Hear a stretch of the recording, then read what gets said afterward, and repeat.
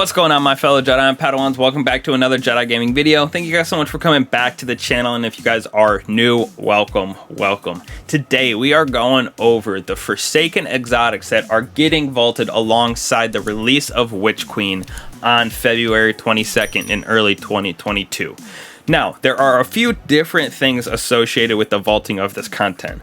We're losing the Tangled Shore and Presage and Harbinger missions, along with a lot of the Year 4 content, but we are keeping the Proving Ground Strike, the Warden of Nothing, our Battleground activity, and all of Spider's currency is going to Master Raoul, so that is really nice. But the most important thing, in my opinion, is the Forsaken exotics right here in the kiosk in the tower.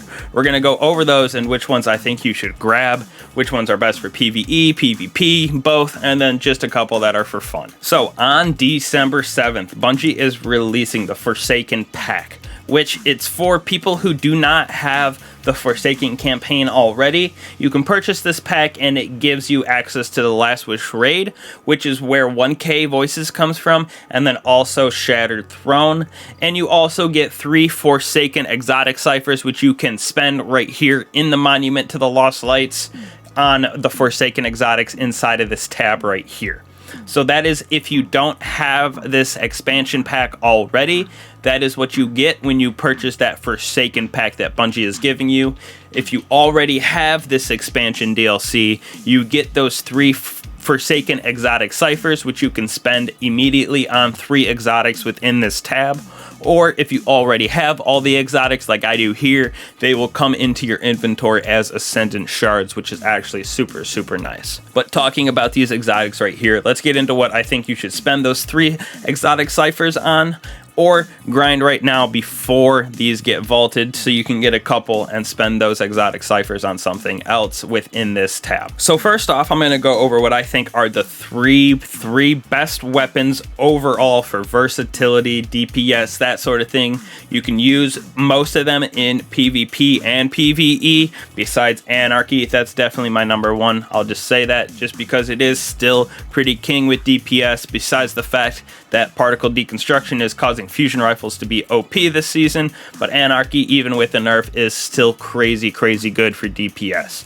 So that's going to be my number one that I think you should grab, is the Anarchy. Definitely the best right here. Next on my list for overall versatility, probably your 3 best, is the Monarque right here. Super banging in PvP. I know y'all have been killed by it. This thing gets charged up. That poison it gives you, absolutely crazy. And then also in PvE, this thing does slap pretty hard. It is a void bow, so it's perfect for those overload champions this season. And with that poison splash damage, it is pretty great. Like I said, super versatile. Next, in my opinion, is Tarrabah. This thing absolutely eats through enemies in both PvE and PvP.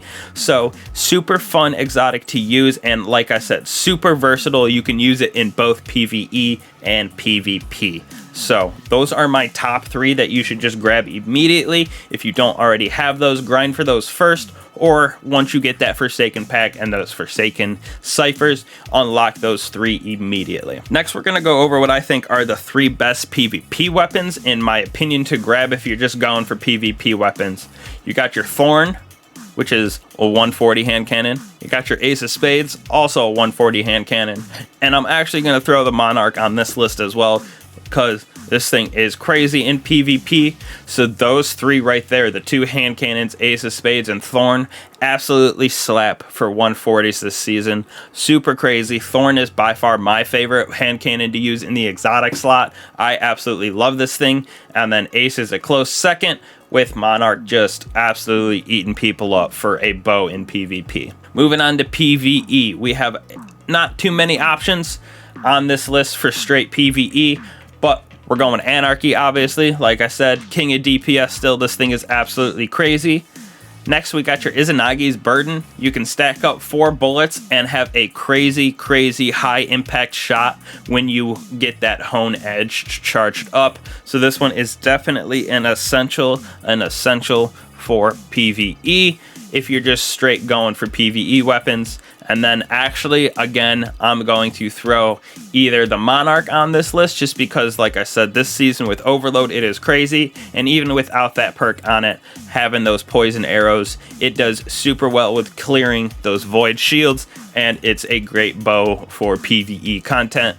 And then I would actually throw the Truth on there. This is a super fun weapon to use, and with Gjallarhorn coming back, you never know, the meta might shift back to a rocket launcher meta for heavies. So super fun weapon to use, and I absolutely love this thing. Next, we're just going for our fun weapons to use, which we have just a couple here left on the list. I don't even know what this weapon, I would not suggest getting this. It's not a great weapon, very interesting to use, not the best in my opinion, so we're just not even going to cover Lumina. But our fun weapons that we're going to go over, we got your Jotun. Obviously, people get mad at this in Crucible. Tracking around corners, absolutely crazy.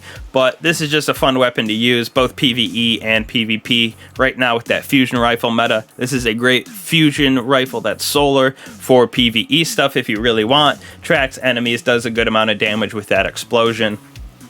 Next, we got our good old baby Truth. Just like I said, this thing tracks. It's a super fun weapon. Definitely one of the OG weapons of Destiny.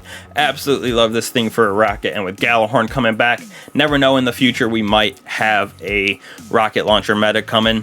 Never know. Mods changing every season. Always switching it up, which I absolutely love.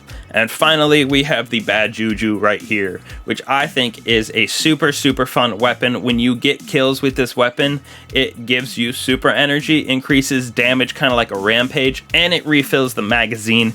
It's absolutely super fun to use. You can get super fast in PvE and PvP with this, and it's a pretty good pulse rifle just in general with that extra damage that you get from those kills. You can pair it, create some super fun builds with this to get super energy super fast, and like I said, it is a great just pulse rifle in general. So if you're looking for some fun weapons to get, if you already have some of the other ones, definitely go Bad Juju, Truth, Jotun. Those are definitely the three more outlandish kind of eccentric weapons on this list compared to your straight PvE weapons like Anarchy and Izanagis, and then your PvP weapons like Ace of Spades, Last Word, Thorn, Monarque, stuff like that. Those are definitely the weapons that I think you should be spending your ciphers on or grinding for right now before they do get vaulted. Just for a recap, we got our best overall. You want your Anarchy, your Monarque, or your Tarrabah.